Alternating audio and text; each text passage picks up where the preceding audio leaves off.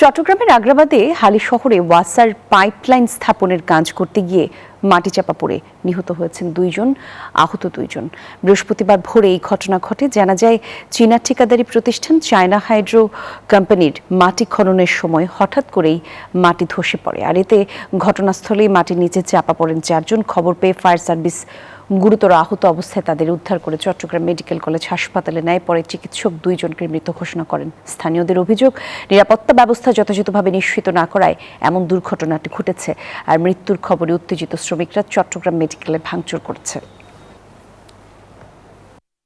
Contractor বলতেছে মারা গেছে, তো কি এই কথা শোনার পরে উত্তেজিত ওদের লোকজন ওকে ধাওয়া করছে। ধাওয়া খেয়ে ও গিয়ে আমাদের গ্লাসের উপর পড়ছে, ওটা ভেঙে গেছে।